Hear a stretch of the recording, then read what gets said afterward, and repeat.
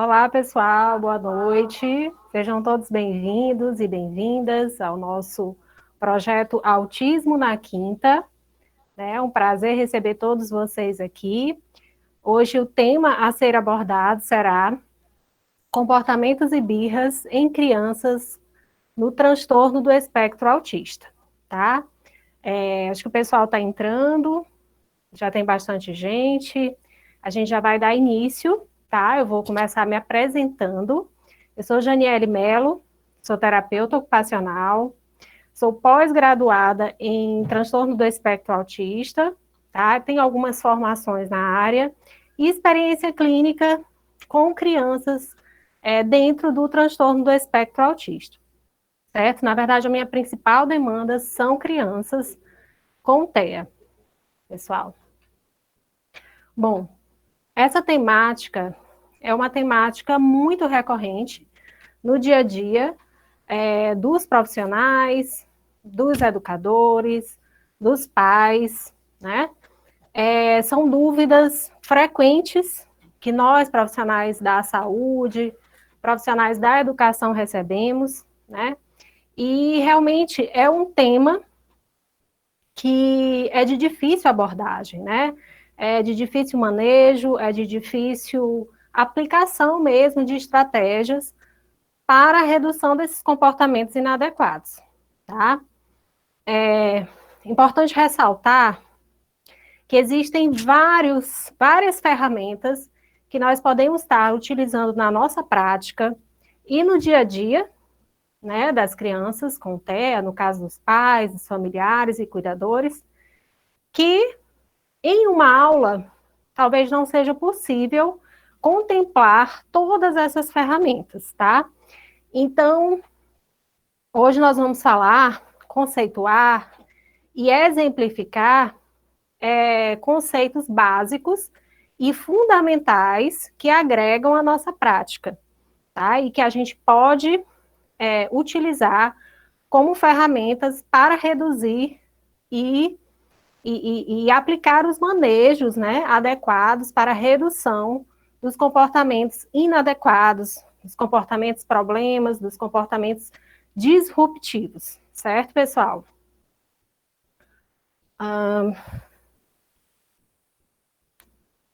Pode passar aí. Pronto.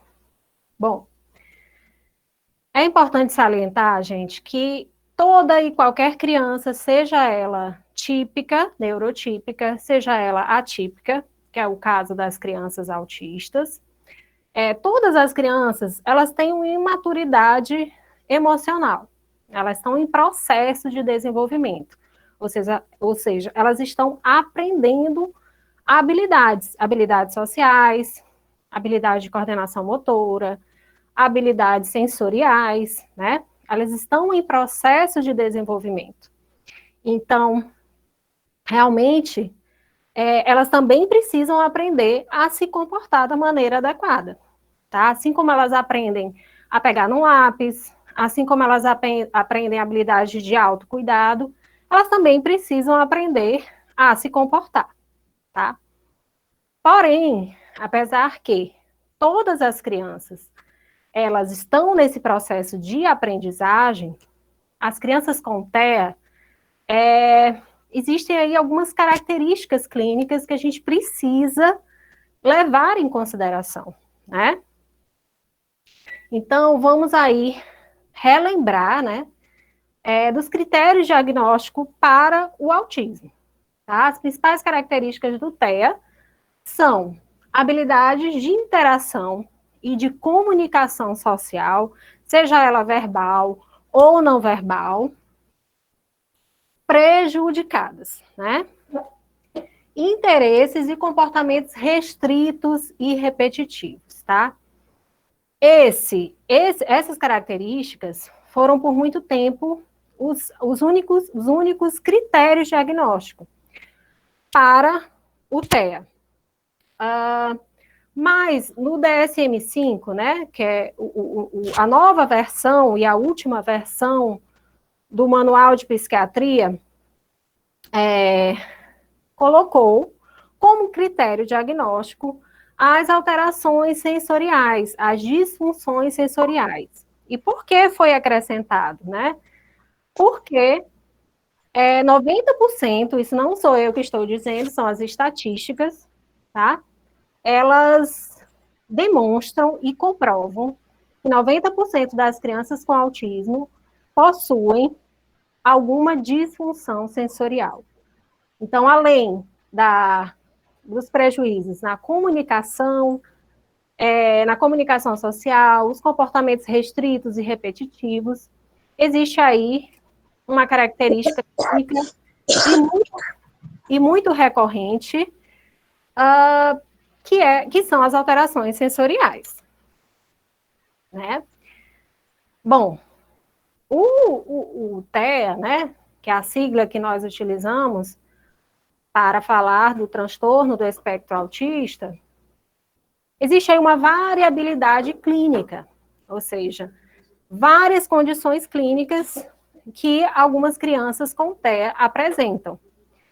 E assim como qualquer criança neurotípica, atípica, todas as crianças são únicas, né? E assim são as crianças autistas, né? Não podemos generalizar todas as condições clínicas, né? Que todas as crianças apresentam todas as condições clínicas iguais. Não, algumas apresentam alterações sensoriais mais graves, outras apresentam o andar na ponta dos pés, outras apresentam olhar fugaz, outras têm comunicação verbal, outras não têm comunicação verbal. Então, existe aí uma variabilidade clínica bem diversa, né? E algumas delas eu achei importante destacar, porque afeta diretamente nos comportamentos inapropriados, né? Desencadeia, né, com mais facilidade, os comportamentos inapropriados, né? Alterações de sono, né? Muitas crianças com autismo têm um sono irregular, têm uma agitação durante o sono, né? Isso pode causar uma irritabilidade maior, né? Então, a criança, durante o dia, se torna cansada, com pouca paciência, com pouca tolerância, porque não tem um sono de qualidade. As estereotipias, que são os movimentos repetitivos, né? Que muitas das vezes acontecem devido às alterações sensoriais, né? E que as estereotipias, elas vêm para que as crianças se autorregulem. É uma forma delas se modularem, delas se organizarem. Algumas estereotipias, elas atrapalham, sim, a execução das atividades da vida diária, as atividades da vida prática. E aí, nesses casos, precisam ser redirecionadas, e às vezes até bloqueadas, porque podem causar autolesões, né? Mas existem alguns casos que as estereotipias, elas não vêm para atrapalhar, né? Então, nem sempre é necessário que a gente bloqueie ou que a gente iniba ou redirecione essa estereotipia, porque ela vem para ajudar a organizar as crianças com autismo com alterações sensoriais. Os padrões rígidos de comportamento, né? A gente sabe que crianças com TEA, elas têm uma predisposição, né, a não se organizarem quando há uma mudança de rotina, a ficarem desorganizadas, na verdade. Elas apresentam comorbidades associadas, né? Muito comum é o TDAH, né, que é o transtorno de déficit de atenção e hiperatividade. Isso levando em consideração a agitação psicomotora, a hiperatividade em si, né? Isso já é um condicionante aí, uma predisposição para as crianças emitirem comportamentos inadequados, né? Então, crianças com TDAH podem ter aí dificuldade nas funções executivas, como, por exemplo, no controle inibitório, que é a capacidade que o ser humano, que o indivíduo tem, de parar, pensar, respirar e dizer, esse momento agora não é o momento para eu pular, para eu correr, para eu gritar, né?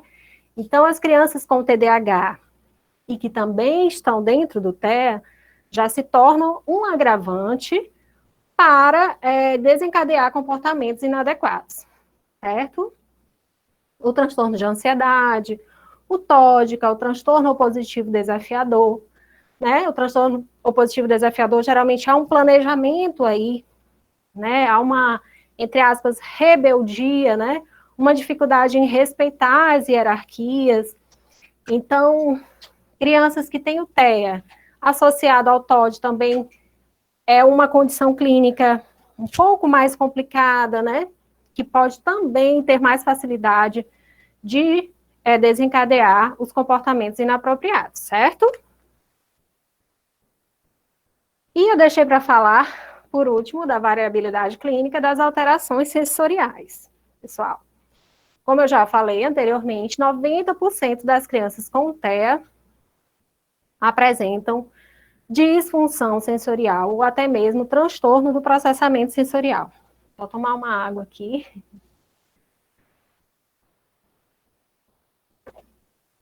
Certo, pessoal? E o que são essas alterações sensoriais, né? O que é, na verdade, o processamento sensorial?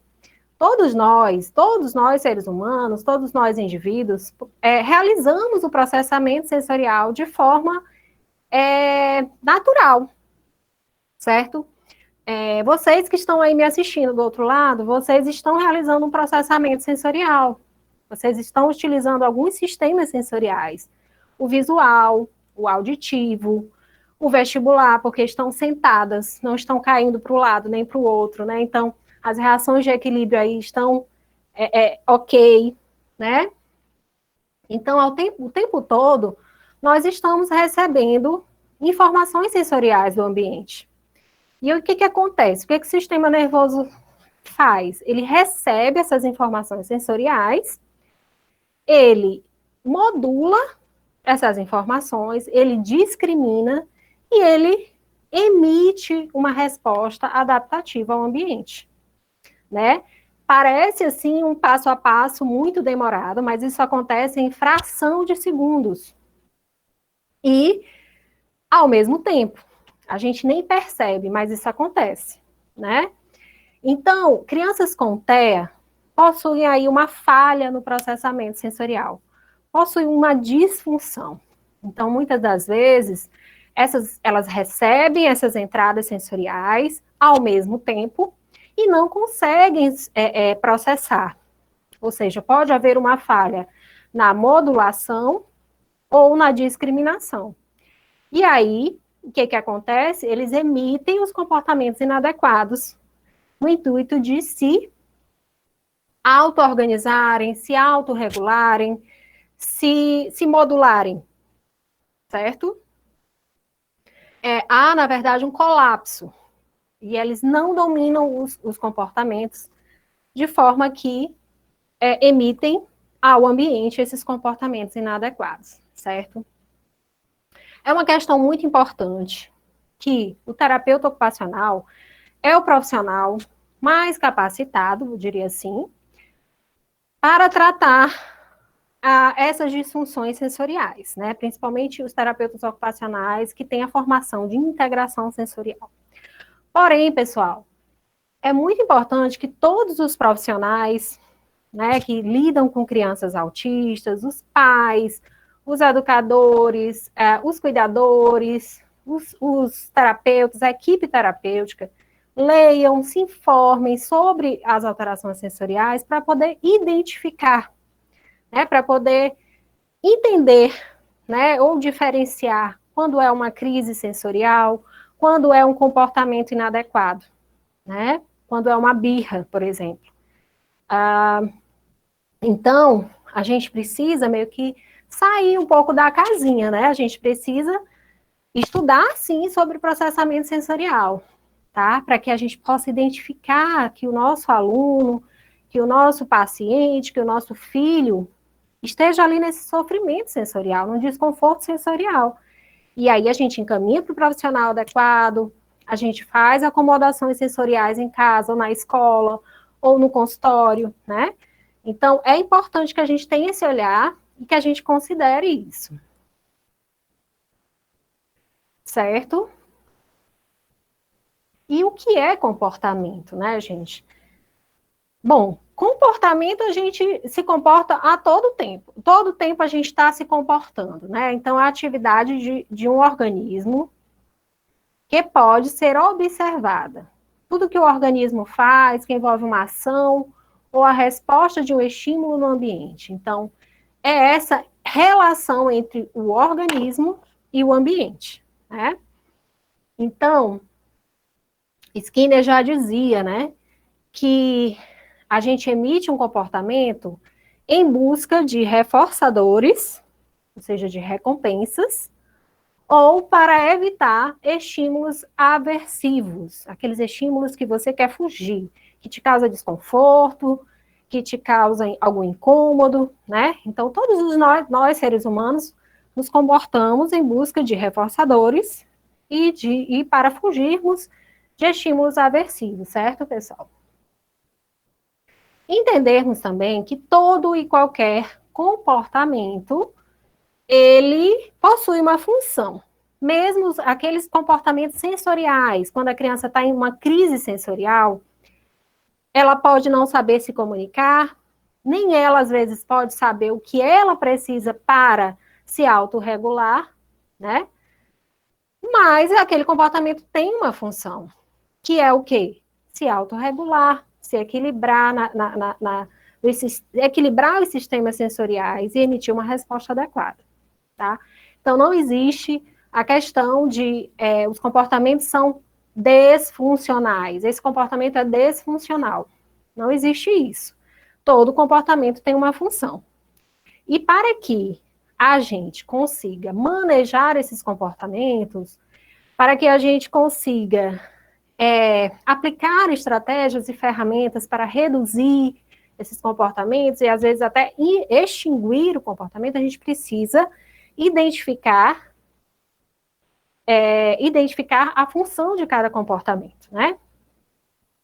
E quais são as funções mais comuns dos comportamentos, né? O desconforto sensorial, como eu já falei. Então, às vezes, uma topografia, né? De choro, de birra não, porque birra é comportamental, né? De choro, de grito, de se jogar no chão, de colocar a mão no ouvido, de se afastar, de sair correndo de um evento social. É um comportamento com uma função sensorial. Existe o comportamento de função de fuga e esquiva de demanda, ou seja, você dá uma atividade para uma criança, ou sugere uma atividade de autocuidado, por exemplo, escovar os dentes, se alimentar, e ela vai fugir dessa demanda. Fuga e esquiva tem duas diferenças, tá? Tem diferenças, aliás. A fuga é quando a criança ela já está em contato com o estímulo aversivo, que para ela está sendo aversivo naquele momento. Então, ela já está em contato. Por exemplo, ela está escovando os dentes. A mãe disse, é hora de escovar os dentes, ela está escovando os dentes.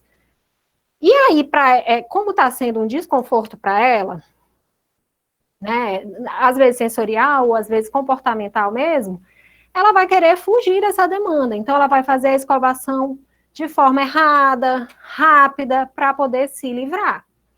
E a esquiva é quando ela está percebendo que um estímulo aversivo está chegando perto, ou seja, a mãe, por exemplo, está chegando com a toalha na mão, então ela já associa a toalha ao comportamento, né? Então ela já vai se jogar no chão, ela vai chorar, ela vai gritar para tentar se esquivar dessa demanda, ou seja, para não fazer esse estímulo aversivo, certo? Então aí a diferença de fuga e de esquiva. A função de atenção, né, que é muito comum. Geralmente as crianças, elas, por exemplo, a mãe está no telefone, né, e ela não quer que a mãe tire a atenção dela para falar no telefone. Então ela faz alguma coisa, ela grita, chora, ela se esperneia, porque ela quer que a mãe pare de falar no telefone e dê atenção para ela. Então essa é a função de atenção. Estou dando alguns exemplos, mas são inúmeros, tá, gente? A função de obter um tangível. O que é tangível? Um objeto, um brinquedo ou um alimento, né? Então, a criança, quer um objeto, um brinquedo, e a mãe disse que agora não. E ele tem um comportamento disruptivo. E às vezes acontece o comportamento inadequado por conta da comunicação inadequada, ineficiente, né? Então, uma das principais características do TEA é a dificuldade de se comunicar, de expressar o que sente, de expressar as suas vontades. Então, ele aprendeu que se jogar no chão, que chorar, que gritar, ele vai conseguir se comunicar de alguma forma, tá bom? Essas são algumas funções de comportamento. E vamos falar desse comportamento de função sensorial, tá? Mais uma vez, vamos treinar o nosso olhar para essas funções sensoriais, né? As alterações sensoriais podem desencadear comportamentos inadequados, como a agressividade, a fuga, o estresse, a ansiedade. Por vezes, quando as crianças ficam extremamente sobrecarregadas sensorialmente, elas sofrem um colapso, na qual perdem o controle sobre seus comportamentos, na tentativa de processar todas aquelas informações sensoriais através de sistemas sensoriais e se autorregularem. Eu fiz aqui um quadrinho de diferenças entre birras e crises. Porque, como eu falei anteriormente, existem as topografias. Todo comportamento tem uma topografia, que é, por exemplo, chorar, gritar, bater, morder. São topografias de comportamento. Porém, pessoal, vamos fazer aqui uma comparação. Existem duas crianças autistas, no grau moderado, as duas têm um grau moderado, e as duas têm mais ou menos o mesmo perfil clínico, né?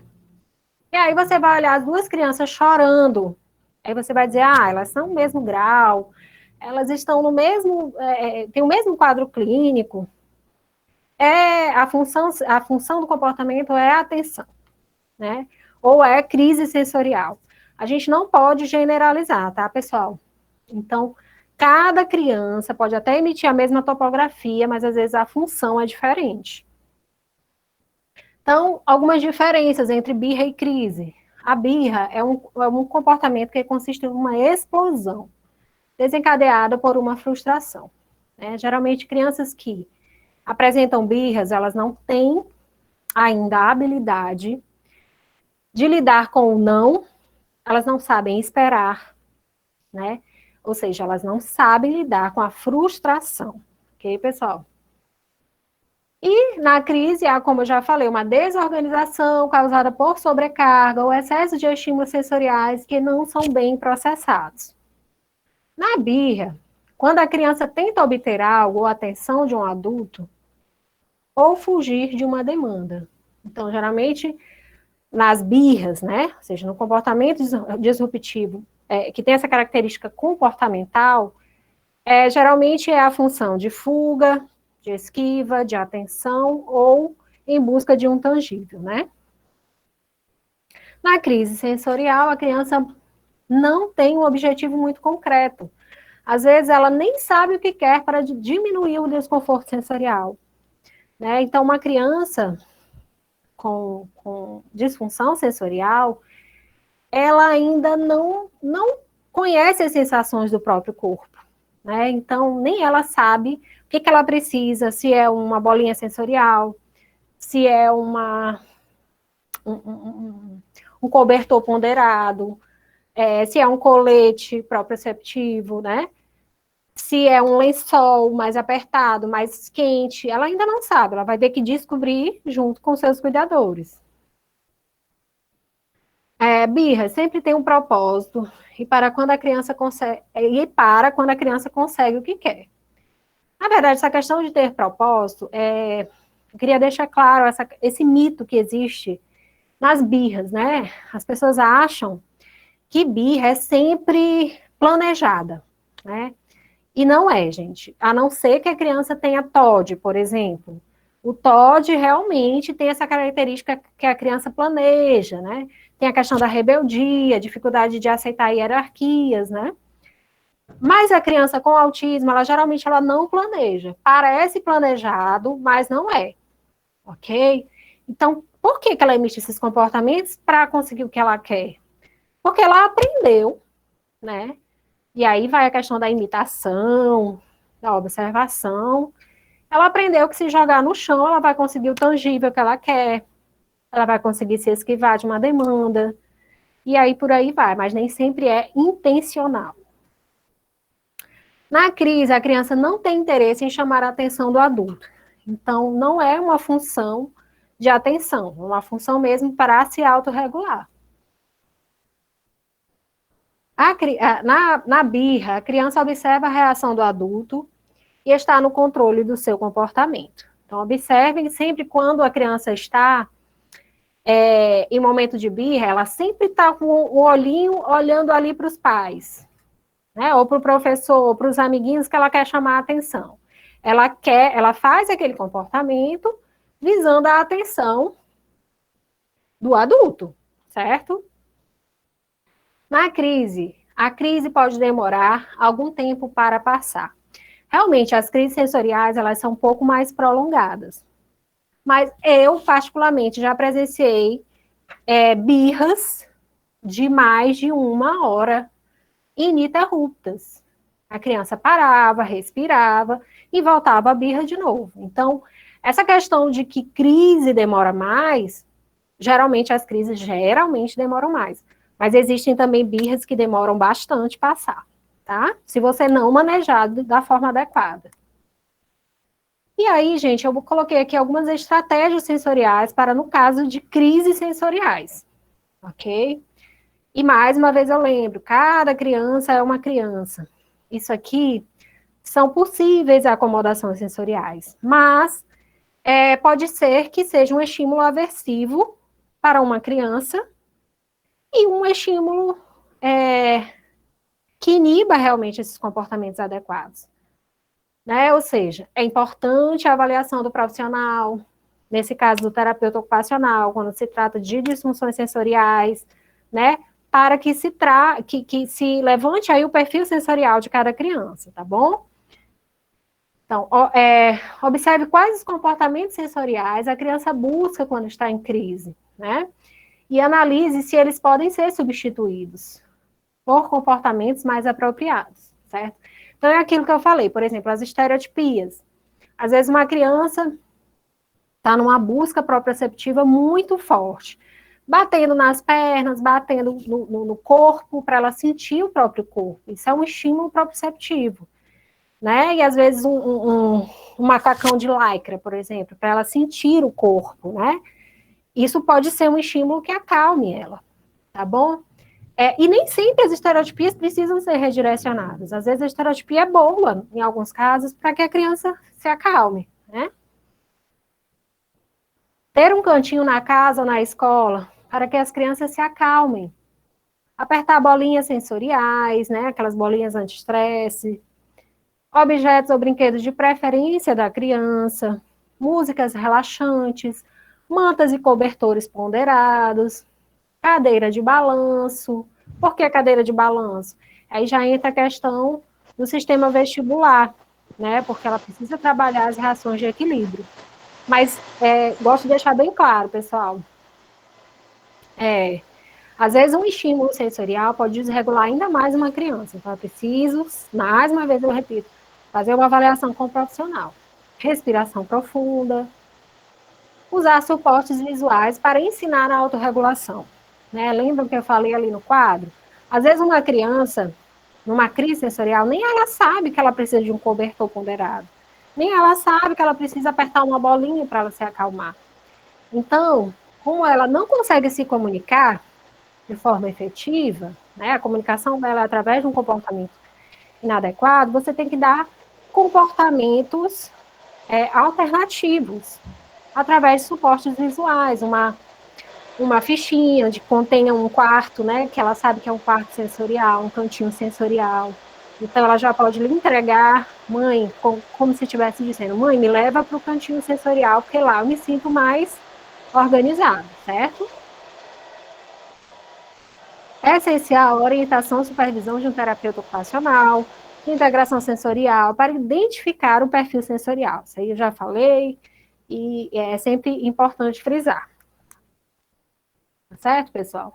Então, os comportamentos inadequados também podem ser chamados de comportamentos externalizantes, né? Como também podem ser chamados de comportamentos problema, de comportamentos disruptivos e comportamentos inadequados. Inclui comportamentos de autoagressão, né? Então, as crianças, em casos mais graves, existem comportamentos autolesivos, né? Então, às vezes a criança está mordendo muito aqui a mão, né? Uma busca sensorial muito grande, e está até já na carne viva essa mão. Ela está tendo uma lesão aí, uma autolesiva, né?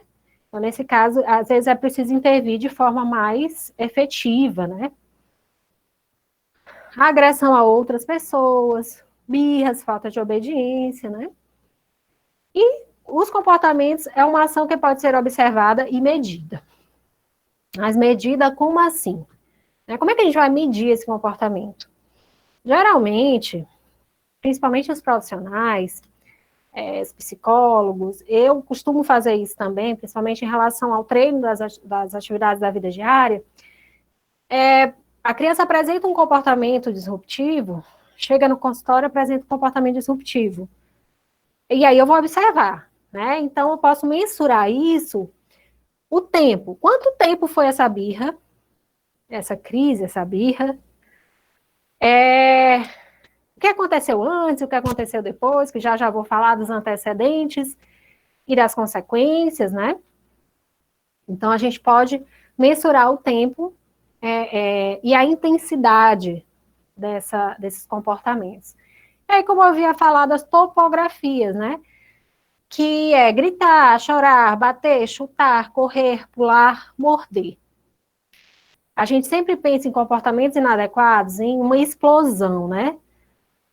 Só que existem também os comportamentos para menos, aqueles comportamentos que a criança não faz, não tem habilidades sociais, não tem enfrentamento social, dificuldade em solucionar problemas, né, dificuldade em estar em alguns ambientes, às vezes ela é uma criança hiporresponsiva, então ela precisa de muita busca sensorial, ou seja, ela está com um limiar aí de input sensorial muito baixo, ela precisa sentir mais, né?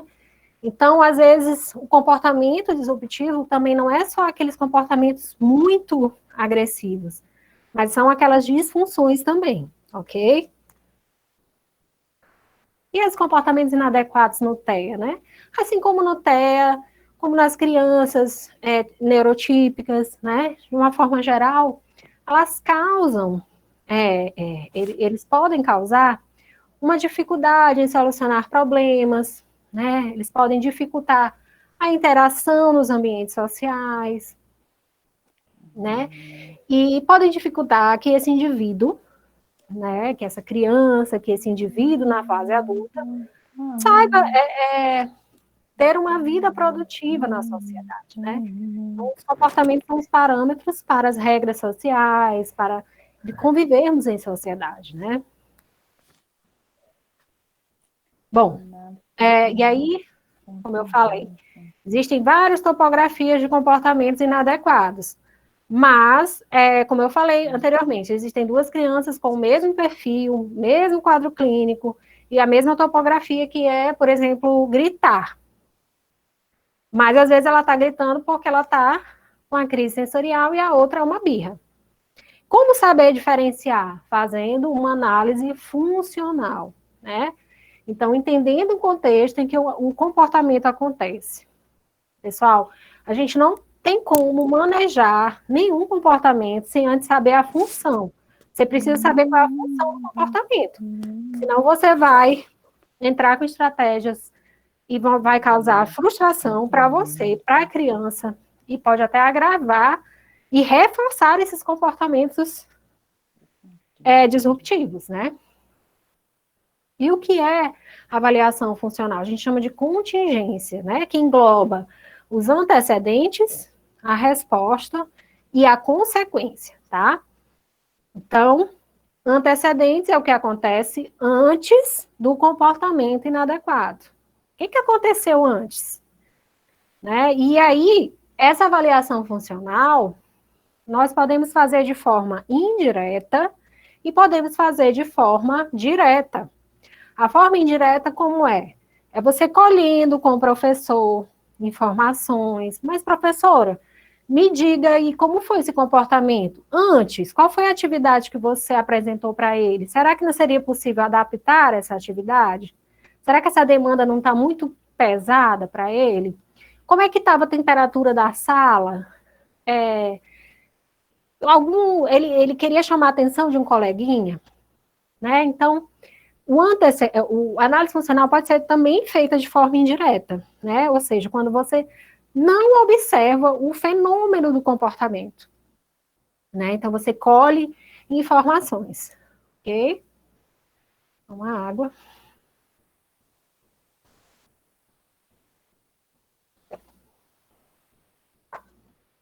Pessoal, eu esqueci de falar que no final da aula, tá? Vou abrir para perguntas, tá? Como eu falei, são conceitos gerais. Não dá para falar de ferramentas de forma muito detalhada. Aí, em outros eventos, nós vamos estar falando mais para frente. Então, depois eu vou abrir para perguntas. E eu peço também que sejam perguntas mais gerais, que a gente possa esclarecer, né, de forma geral, para que todos possam ser contemplados. Porque eu estaria sendo até um pouco antiética se você me descrevesse um quadro clínico do seu filho ou do seu paciente e eu desse aqui a minha opinião, né? Por quê? Porque eu precisaria avaliá-lo primeiro. Então, vamos fazer perguntas mais gerais sobre a questão do manejo, sobre a questão, né, da tipificação dos comportamentos, ok? A resposta é, no caso, o comportamento em si, né? O que, que a criança fez.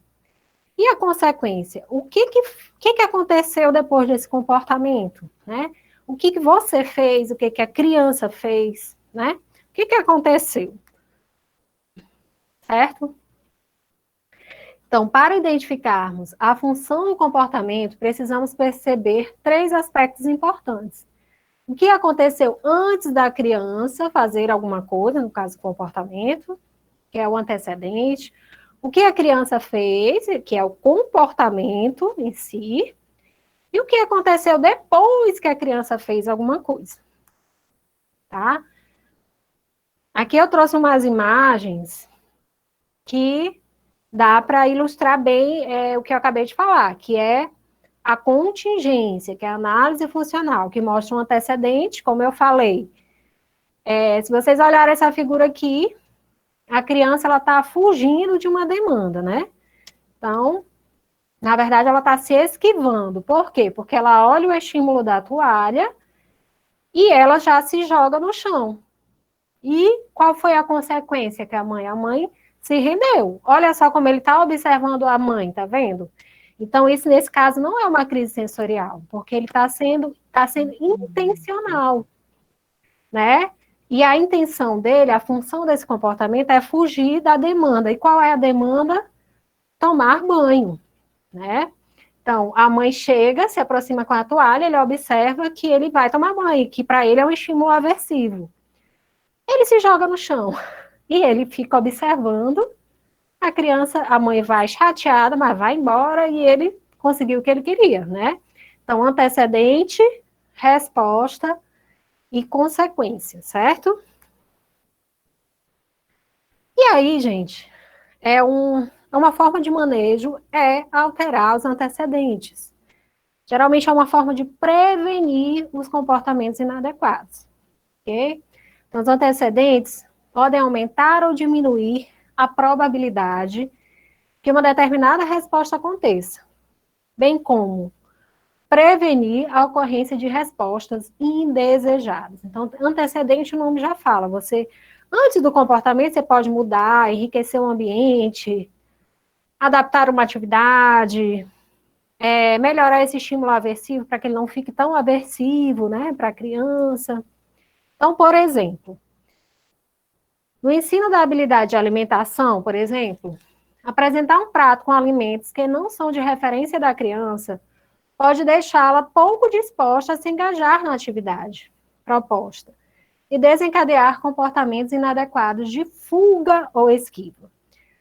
Gente, deixando claro que é habilidade de alimentação. Não estou falando aqui de seletividade alimentar, de introdução alimentar, porque aí realmente a gente precisaria de outras estratégias, tá? Mas isso aí é o ensino da habilidade de alimentação, dele pegar a colher, colocar na boca e todos aqueles passos. Tá certo? Então, se você quer ensinar, né, se o objetivo da atividade é ensinar a criança a se alimentar sozinha, de forma autônoma, independente, você não vai iniciar uma atividade com um prato com comidas que ele não gosta. É um estímulo aversivo para ele. Então, mesmo que você coloque no prato comidas do agrado dele, mas que tenha algo que seja reforçador para ele. Né? Vou já falar mais adiante o que é um estímulo reforçador. Certo? Então, a figura ilustra bem o que eu acabei de falar. A mãe apresenta aqui o macarrão, que é uma comida que ele gosta, que é reforçador, não é aversivo, e apresenta o prato de salada. Lembrando que o objetivo é habilidade de alimentação, o treino de habilidade de alimentação, tá? E aqui ele foge da demanda, né? Então, ele já está com estímulo aversivo, então ele está fugindo. E aqui ele está alegre e satisfeito e a mãe está dando um reforço social, que é elogiando, incentivando e tudo mais.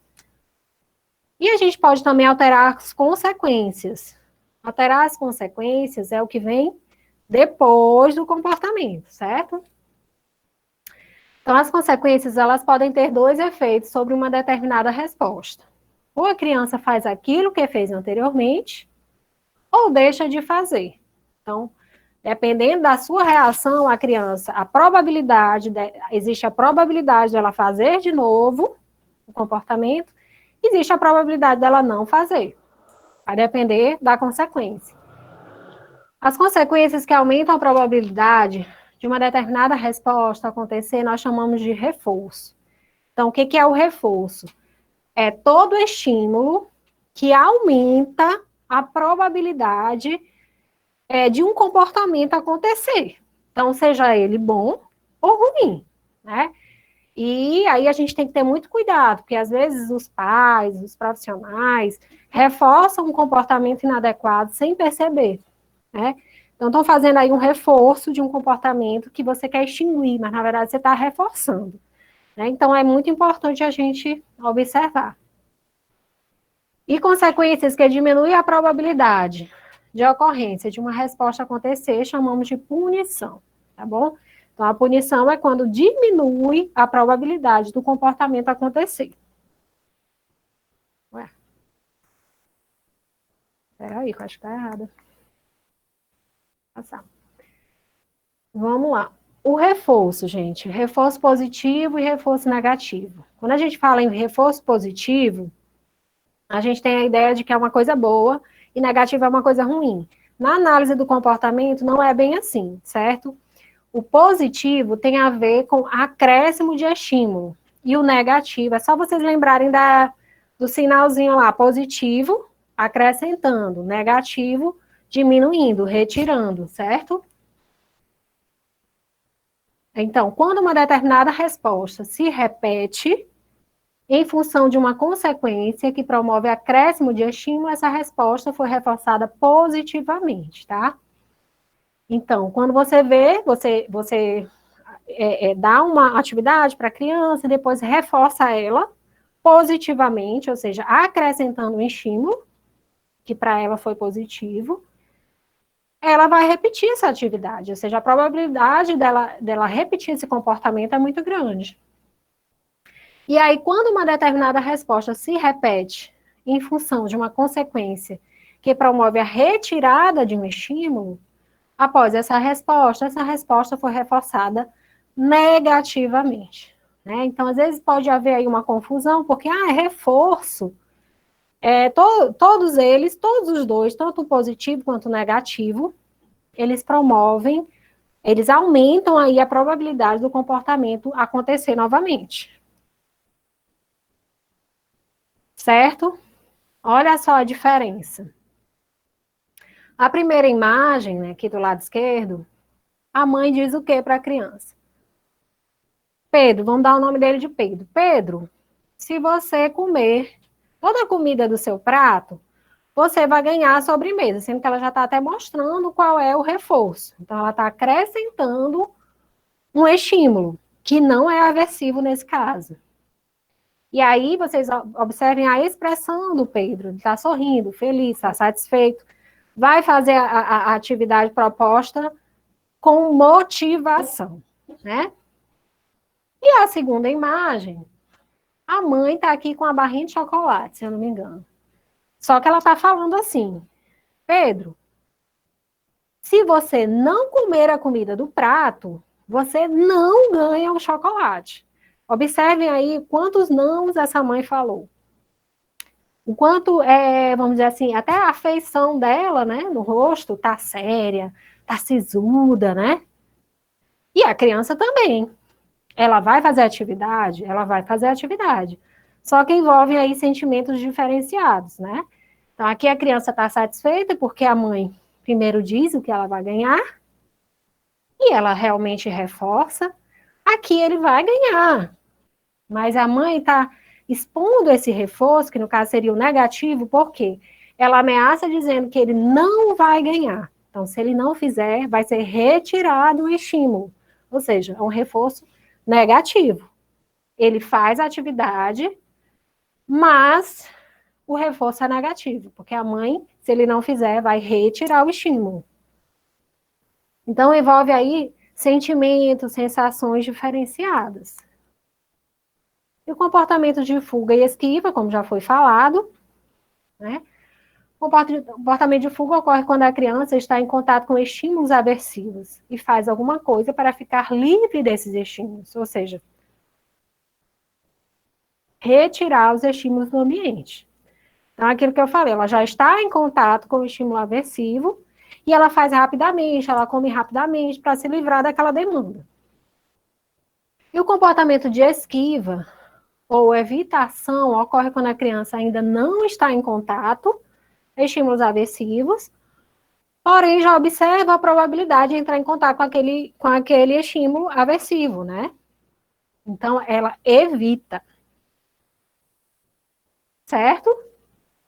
Olha só. A criança, aqui ela está num comportamento de fuga, porque ela já está escovando os dentes, mas para ela é aversivo, então ela está fazendo muito rápido para ela se livrar. E aqui é um comportamento de esquiva, um comportamento inadequado, ela está chorando para ver se a mãe desiste lá dela escovar os dentes. Certo? E existe a punição, como eu falei, tanto também positiva quanto a negativa. A punição é quando a probabilidade do comportamento acontecer, ela diminui. O reforço é quando aumenta e a punição é quando diminui. Certo? Então, a punição, gente, é quando há uma parada abrupta, ou seja, rapidamente, instantânea, né? Então, a criança para de fazer um comportamento. Aparentemente parece uma coisa boa, né? Mas não é bem assim. Então, por exemplo, a criança está levando a colher até a boca e para abruptamente ao sentir a comida quente na boca. Nesse caso, trata-se de uma contingência de punição positiva, pois a criança para de comer em função do acréscimo do estímulo aversivo, que no caso é a comida quente na boca, certo? Então, a criança teve ali o estímulo aversivo e ela parou rapidamente de comer. Há um risco nisso? Há um risco, porque você está no ensino de uma habilidade nova. E aí a criança para de comer imediatamente, pode ser que ela não volte mais a querer fazer essa atividade, né? Perceba o risco da punição, né? A criança está brincando com a comida e para abruptamente quando ouve da mãe que ficará sem assistir TV. Nesse caso, trata-se de uma contingência de punição negativa, ou seja, se ela não fizer, ela não vai ganhar, ou seja, retirada de um estímulo. Parece muito com um reforço negativo, né? pois a criança para de brincar com a comida em função da retirada desse privilégio, tá?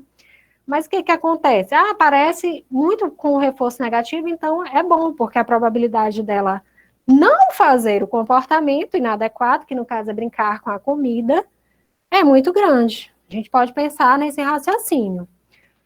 Porém, a punição, pessoal, ela traz aí um comportamento imediato, porém, a probabilidade desse comportamento inadequado acontecer de novo é muito grande, é imediato, na verdade. Enquanto a extinção de um comportamento inadequado, ela acontece de forma gradativa, ou seja, a criança vai aprendendo, né? Então, geralmente, com o reforço positivo e negativo, a criança vai aprendendo gradativamente. Na extinção, há realmente um aumento brusco do comportamento inadequado, vocês podem observar, mas depois cai e vai sendo extinto aos poucos, ou seja, a criança, ela aprende novas habilidades. Na punição, se ela estiver em contato com a pessoa que puniu ela naquele momento, ela pode até ser que ela não faça aquele comportamento inadequado, mas se aquela pessoa que puniu ela naquele dia não estiver lá, pode ser que ela não faça. Então, a punição é uma ferramenta? Sim. Porém, eu recomendo que seja feita com o analista do comportamento, para que você não perca todos os ganhos que você já tenha tido com a sua criança, porque é realmente uma ferramenta muito, vamos dizer assim, não é perigosa, mas que precisa de muito manejo de um especialista, realmente, certo?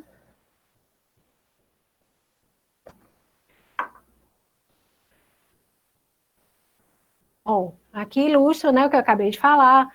A comida quente seria o estímulo aversivo e a criança para de comer na mesma hora, né? O risco, a criança não querer mais fazer essa atividade. E aqui a criança está brincando com a comida e a mãe lá está falando: olha, Pedro, se você não parar de brincar de comida, com a comida, você não vai assistir TV. E ele para, né? Certo? Gente, o comportamento de substituição, né?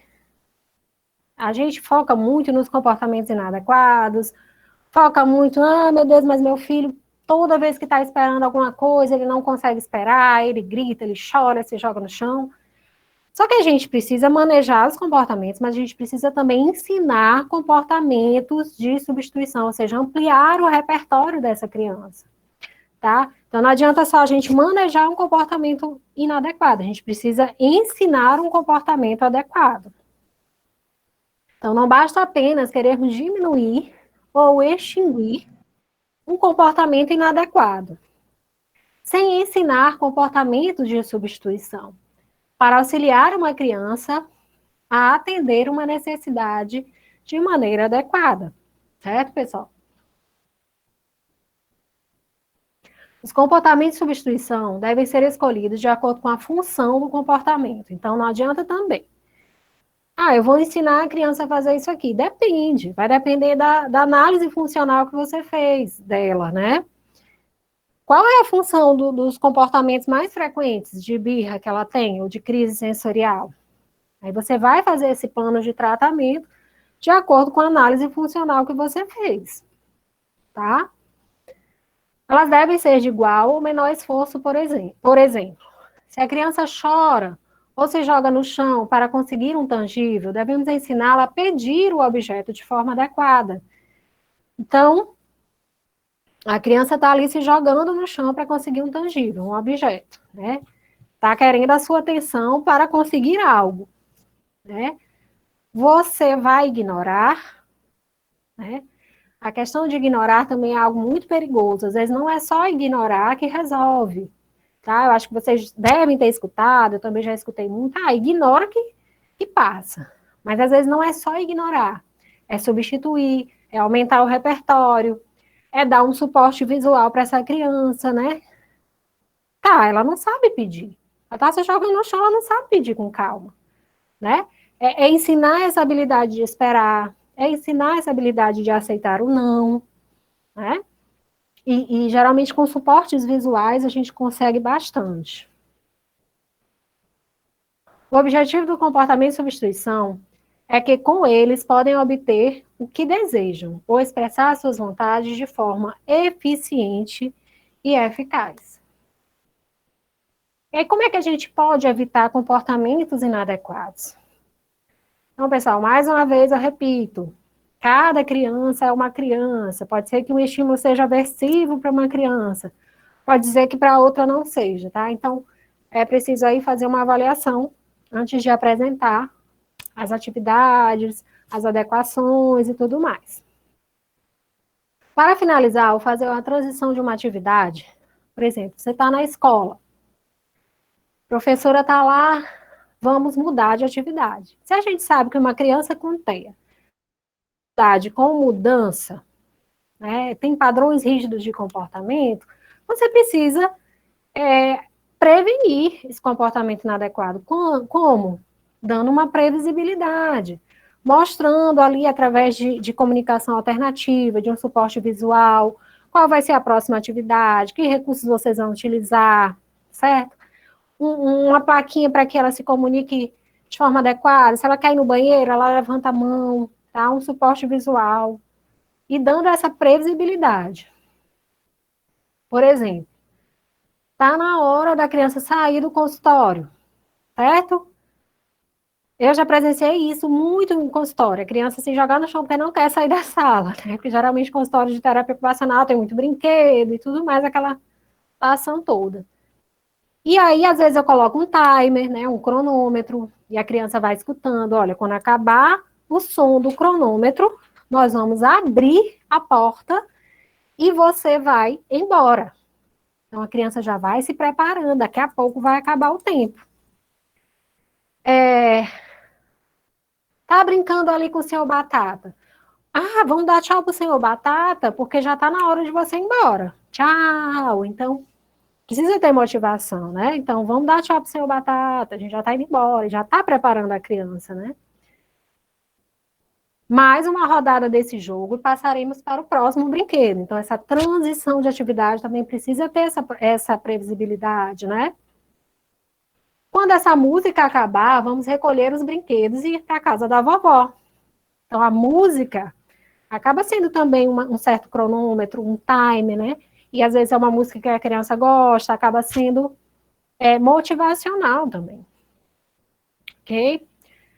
Dê instruções claras e diretas. E tenha certeza de que a criança está ouvindo, que está prestando atenção. Mas como eu vou fazer isso? A criança com TEA não olha nos olhos. Algumas, tá, pessoal? Nem todas. Ou olham menos nos olhos. Mas a criança, você sabe quando a criança está te escutando. Então, seja com apoio visual novamente, abaixe na linha dos olhos da criança, fale com ela, para que ela entenda o que você está querendo dizer, tá certo? Ofereça ajuda, né? E aí entra as ajudas físicas. Às vezes a criança não tem uma habilidade de coordenação motora fina, adequada ainda, não tem força muscular, não tem um planejamento motor adequado. E aí você pode utilizar a ajuda física necessária para realizar a atividade. Ok? Sempre estimulando que a criança faça a atividade de forma adequada, né? Extinguindo o erro, para que ela possa se sentir estimulada para realizar novamente aquela atividade. Se a função do comportamento for a atenção, o ignorar programado pode ser uma estratégia de intervenção comportamental, pois ensina que a criança que comportamentos inadequados não levarão aos resultados do alvo que ela quer. Então, assim, o ignorar é uma estratégia, mas, como eu falei, você precisa dar um repertório de substituição para ela, né? Tá, tô gritando aqui para conseguir o que eu quero, mas o que eu posso fazer para conseguir? Ui,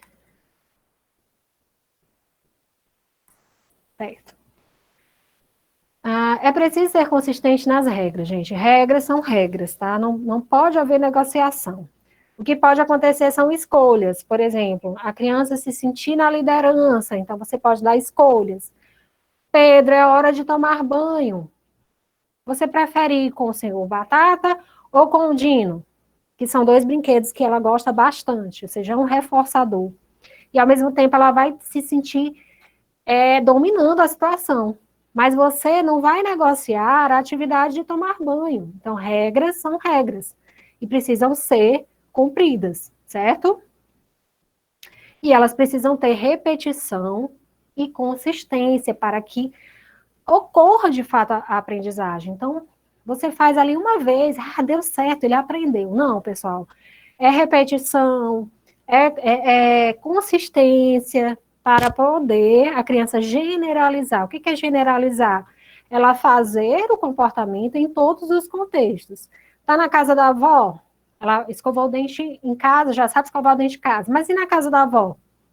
Com mudança de ambiente, mudança na cor da escova de dente, mudança no banheiro, ela vai conseguir? A gente só pode dizer que a criança aprendeu uma habilidade quando ela generaliza, ou seja, quando ela consegue fazer em diversos contextos, ok?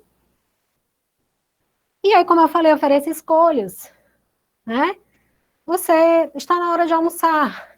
Você prefere banana ou maçã de sobremesa? Ou seja, você tem que ser esperto, né? Mais esperto que a criança. Então, você quer que ela coma uma fruta, que é um alimento saudável, e aí ela vai se sentir muito importante, porque ela vai escolher, eu estou escolhendo, né? Então, dar sempre escolhas para a criança é uma alternativa muito boa. O reforço não contingente.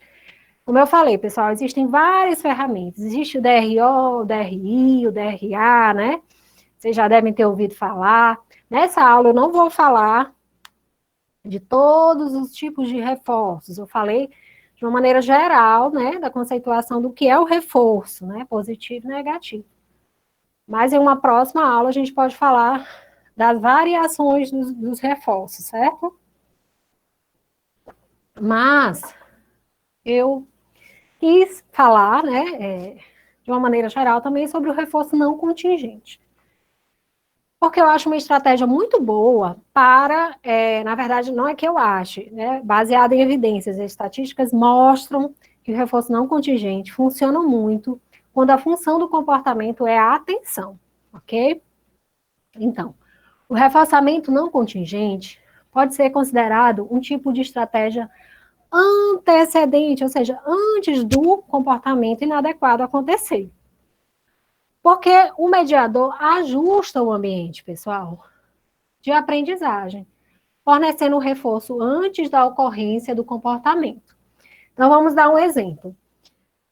Você sabe que o seu filho, geralmente, emite um comportamento disruptivo, um comportamento problema a cada 20 minutos, querendo a sua atenção. Então, você já mensurou esse tempo e você sabe que é de 20 em 20 minutos. Né? Por isso é importante a análise funcional. E aí, você, antes dos 20 minutos, você vai fazer esse intervalo fixo, Antes dos 20 minutos, você vai dar atenção para o seu filho sem nem ele pedir. Então, você vai lá, e aí, cara, beleza, o que você está fazendo? Vamos brincar? Aí, deu os 20 minutos, ele não fez o comportamento disruptivo. No outro ciclo, você vai lá, antes dos 20 minutos, e dá atenção para ele. Senta, olha nos olhos, brinca, elogia, sem necessariamente a criança emitir um comportamento apropriado, ok? Então, precisa ter aí uma marcação, um intervalo fixo, porque você vai evitar e prevenir um comportamento disruptivo, principalmente com a função de atenção. Por quê? Porque ele vai ter acesso ao que ele quer, que de fato é a atenção, a todo momento, praticamente. Então, vai evitar que ele emita um comportamento para conseguir o que ele quer. Mas como assim, se ele já tem? Certo? Então, particularmente, eu acho um reforço muito bom, porque, na verdade, estreita as relações entre pai e mãe, entre terapeuta e paciente, e emite um reforço social também, eu acho muito bacana, tá?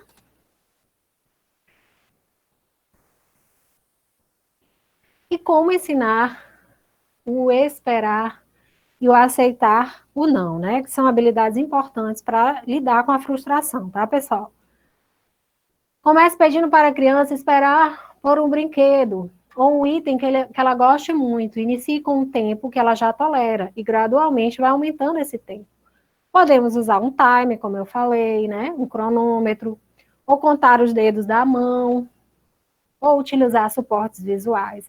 Então, você está ali brincando com a criança e ela aponta, ou ela quer um brinquedo, né, da preferência dela, e aí você vai usar aí um reforço, né, que é o brinquedo que ela quer, você vai dizer, então vamos contar, 1, 2, aí ela vai contar os dedos da mão. E aí você começa com um tempo curto e você vai aumentando essa tolerância, né? Quando você vê, a criança já está aprendendo a esperar, que é importante demais para evitar comportamentos ruptivos.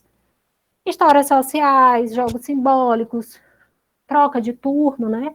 Que é aquelas brincadeiras que agora é a minha vez, agora é a sua vez, né? Ou seja, a criança tem que olhar para você, esperar você jogar, para ela jogar de novo.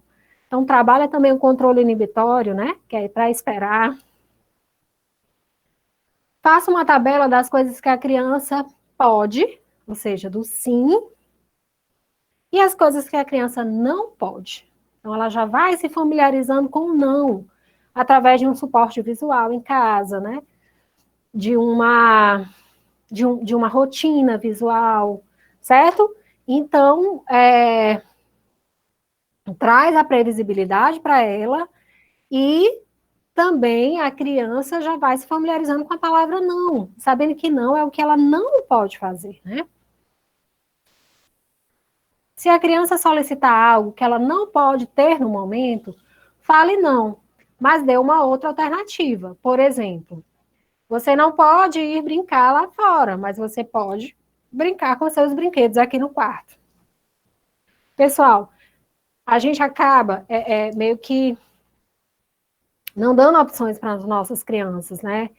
Então, elas estão sobre o nosso domínio, mas a gente precisa motivá-las, a gente precisa incentivar, aumentar esse repertório. Então, quando você fala o não por não, a criança tende a fazer birra, a ter um comportamento inadequado.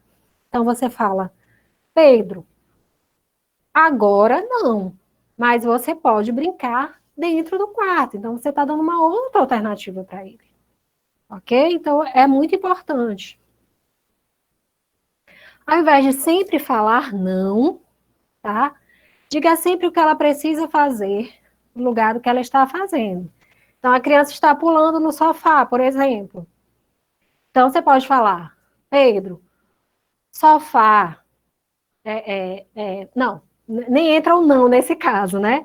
Então, no sofá, você pode sentar e assistir televisão. Explique a função do sofá, né? Às vezes, não necessariamente você precisa falar o não, mas que ele entenda que naquela hora ele não pode pular no sofá, né? Por quê? Porque o sofá é para sentar e assistir televisão. E a extinção, como eu já falei, é o quê? É uma das ferramentas que a gente tem para diminuir a probabilidade de acontecer um comportamento inadequado, indesejado, inapropriado, um comportamento problema. Só que o que acontece? A gente acaba extinguindo alguns comportamentos que não são para serem extintos, que são os comportamentos apropriados. Claro que a gente faz isso, a gente que eu falo, terapeutas, profissionais da educação, os pais, educadores e cuidadores, né? Todos nós fazemos isso de forma não intencional. Como assim? Então, a extinção é um dos recursos que podem ser utilizados quando se deseja diminuir comportamentos indesejáveis. No entanto, sem perceber, terapeutas, pais, educadores, fazemos a extinção de comportamentos desejáveis, tá? E acabamos por reforçar comportamentos inadequados. Né, pessoal? Por que isso acontece? Porque a gente acaba observando as coisas ruins, né? A gente acaba observando os comportamentos de explosão, as crises sensoriais que são mais explosivas, que causam realmente ali uma mudança no mundo daquela criança, no mundo de todos que estão em volta. Mas e quando a criança está fazendo um comportamento desejável? A gente observa, a gente senta, a gente elogia, a gente incentiva, né? Então, às vezes, não observar e não elogiar pode extinguir um comportamento que a criança já faz, e um comportamento que é bom. Não necessariamente, pessoal, a gente tem que dar esse reforço social o tempo todo. E nem o reforço é tangível. Porque os reforços, eles precisam também serem extintos. À medida que a criança vai aprendendo a habilidade, o reforço, né, vai sendo retirado de forma gradativa. Primeiro ele vai, sempre que a criança fizer o comportamento adequado, você dá um reforço. A criança está começando a aprender, você vai fazer de forma intermitente. Uma vez dá o reforço, outra vez não dá o reforço. Quando você vê que a criança generalizou, você vai tirando, você tira totalmente o reforço, tá? Então é um processo. Mas a gente precisa elogiar, a gente precisa observar o que a criança já faz. Então, algumas dicas. A criança tenta lhe mostrar algo ou pedir coisas, quer dizer, é um comportamento de comunicação, né? Mesmo que ela não tenha uma comunicação verbal, mas ela está aí tentando se comunicar, uma intenção comunicativa, né? E aí você se mostra atento e disponível à sua solicitação. A criança manipula alguns brinquedos e objetos. Então, aquela criança que era apática, que não interagia com brinquedos, ali ela já pega um brinquedo. Então, você estimula isso, você senta para brincar, né, com ela, e imitar o comportamento dela para que ela reproduza mais uma vez. A criança fica sentada assistindo TV. Sente-se ao lado dela, comente algo sobre o que ela está assistindo, faça um carinho, tá, gente? Então, é nesses momentos de comportamentos adequados também, quando a criança está quietinha, está fazendo tudo direitinho, a gente precisa também observar e reforçar, ok? E para finalizar, eu gosto muito dessa frase, porque retrata muito a nossa realidade, né? Que são crianças com disfunções, disfunções sensoriais, dificuldade na comunicação, dificuldade nas habilidades sociais, né? Então a gente precisa ensinar as crianças de uma forma que elas consigam aprender, né? Então não é nós que temos que nos adaptar, aliás, não é elas que têm que se adaptar ao nosso mundo, somos nós que temos que nos adaptar, né? Então, se eles não aprendem do jeito que a gente ensina, nós ensinamos do jeito que eles aprendem, tá, pessoal? Então, aqui estão as referências, se quiserem estudar, fazer um estudo mais aprofundado. E quero agradecer a atenção de todos e a gente vai abrir para perguntas, né? Certo.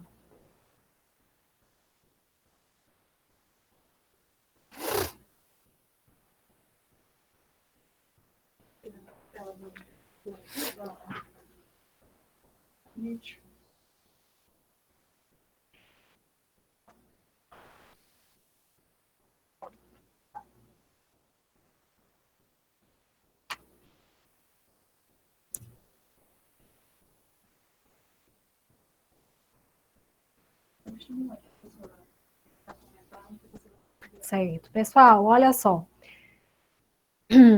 Vamos abrir agora para perguntas, tá? Vão elaborando aí as perguntas. Mais uma vez, vamos tentar fazer perguntas mais gerais, não tão específicas, para que contemple todo mundo, né? Já que a gente não vai poder responder todas as perguntas, ok? Vão pensando aí nos pontos mais importantes, nas dúvidas que ficaram, tá? E já venho avisar aqui também que já tem a próxima data para. Sempre na última quinta-feira do mês vai ter um workshop, sempre gratuito, né? Aí você paga caso você queira o certificado, né? E o link está nos comentários, não é isso? Pronto, dura 24 horas, para que você adquira, né? Que você faça, realize o pagamento e consiga o certificado, ok? Adquira o certificado. Ah, tá, eles não vão falar não, né? Podem abrir também para falar.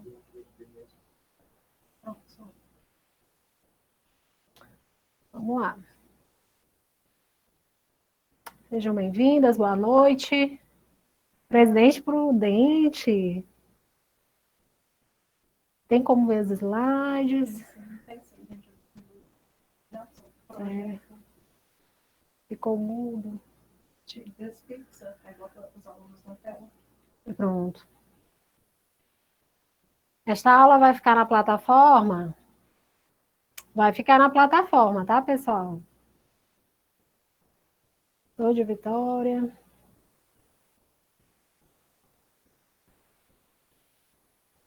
Certo. Acho que vejo que tem muitas professoras aqui, né, participando. Eu que agradeço a participação de vocês. Vamos receber o certificado. Já, à medida que faz o pagamento, já sai online, né? Sai online o certificado, pessoal. Certo? A Rita dizendo que aconteceu com a filha dela, né? É mais comum do que a gente imagina. Gratificante essa aula, parabéns, muito obrigada. Gostaria de saber o que fazer com as estereotipias de autoagressão. Pois é, as estereotipias de autolesão, existem cursos específicos, inclusive eu particularmente quero fazer, não chega a ser contenção, né? Porque contenção só quem faz é o médico, mas são treinamentos adequados para que você possa bloquear essas estereotipias para que a criança não permaneça aí fazendo essas atividades autolesivas.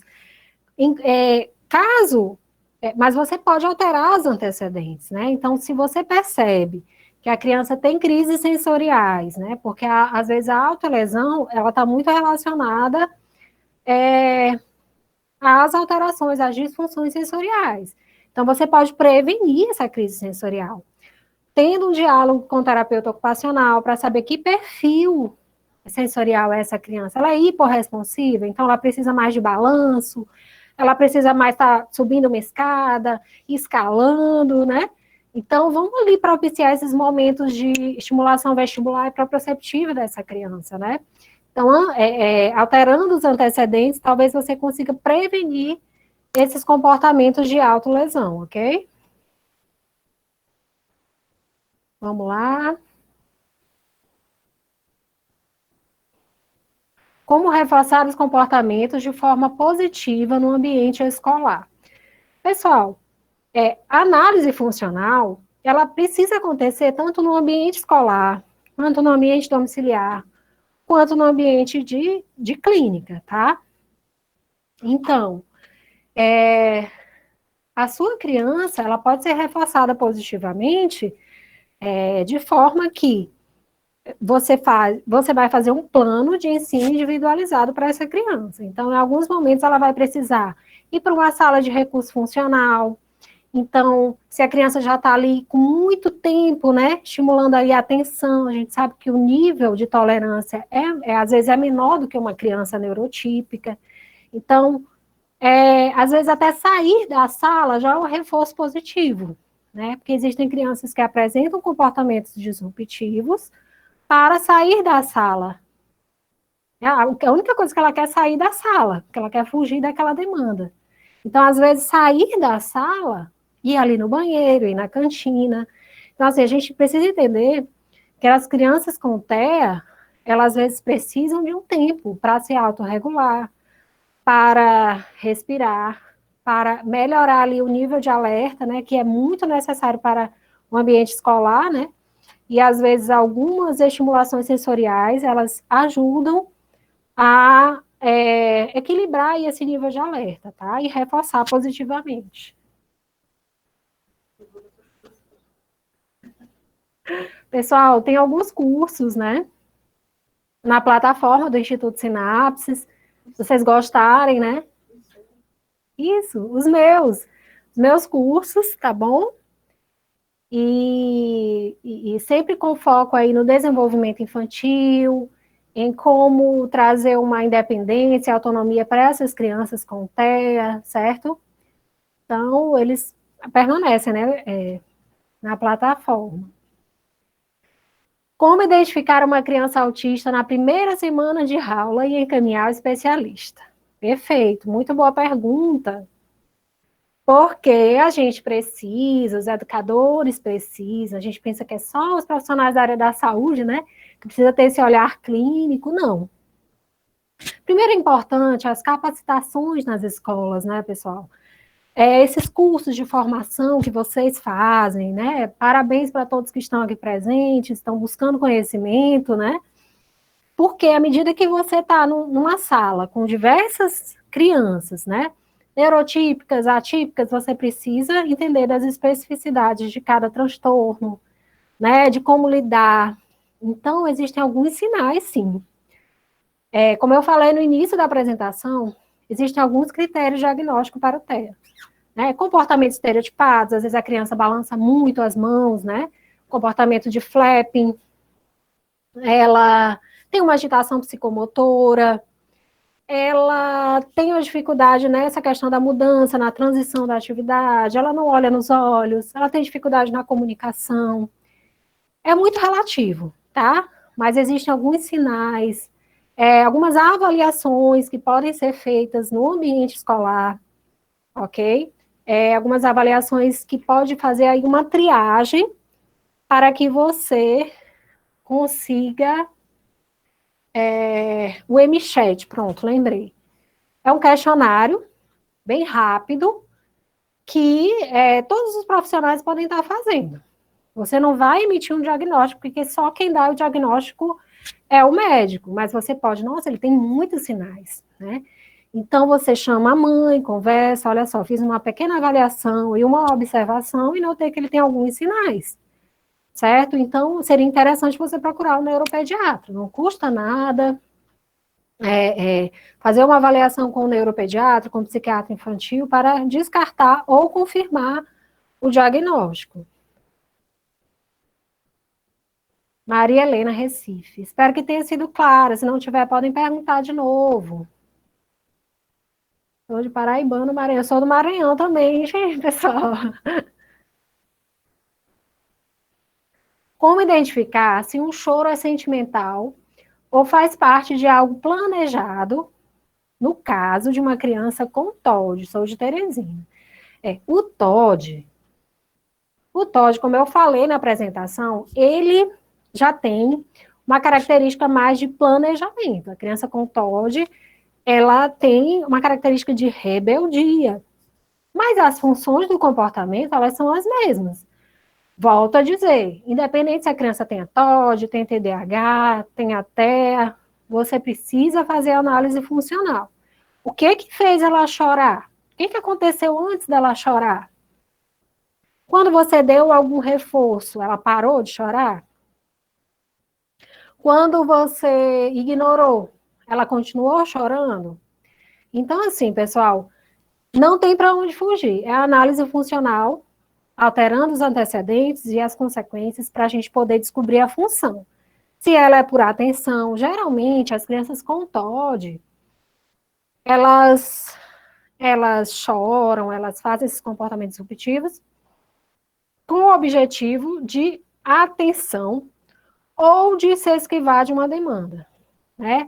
Ou de descumprir regra. Então, a criança com TOD, o prazer dela é descumprir regras, né? Se você está dizendo, olha, fique sentado aqui por 10 minutos, ela vai dizer, eu não fico sentada aqui por 10 minutos, né? Então, às vezes, o choro, um comportamento inadequado, é simplesmente para quebrar regras, certo? Mas a gente precisa fazer uma análise funcional para poder ter certeza.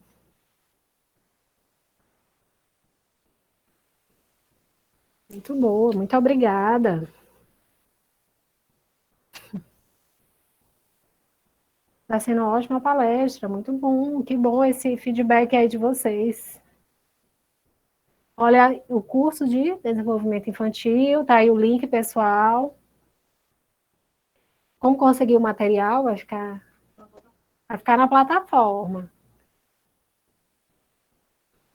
Gente, muito obrigada. Fico muito feliz de ter esclarecido algumas questões, né? E outras que eu faço muito bem, exatamente. A gente precisa reconhecer aí os pontos positivos também, né? Maravilha. O que fazer quando a criança começa a gritar na sala de aula? Nossa, esse é um comportamento. Este é um comportamento bem complicado. O comportamento de uma criança gritar na sala de aula, ela pode atrapalhar outras crianças, tá? E aí, nesse caso, às vezes a punição ou reforço negativo pode ser uma estratégia. Como, por exemplo, hoje você vai ficar sem recreio se você não parar de gritar, né? Então, você pode ou dar uma punição, que é arriscado, né? Como eu falei, precisa aí de um acompanhamento para que a criança não volte de imediato a fazer os comportamentos inadequados, ou dar um reforço negativo, né? Que a criança precisa entender que não é o lugar, né? Então, o que a criança gosta de fazer na escola? Assim como ela em casa, ela também gosta de fazer coisas boas na escola, ela tem reforçadores. Gente, o ponto principal do comportamento disruptivo é você elencar aí os reforçadores. O que a criança gosta, tá? Essa é a principal ponto, listar os reforçadores. Você realmente precisa saber se aquilo é reforçador para a criança. Excelente profissional, muito obrigada.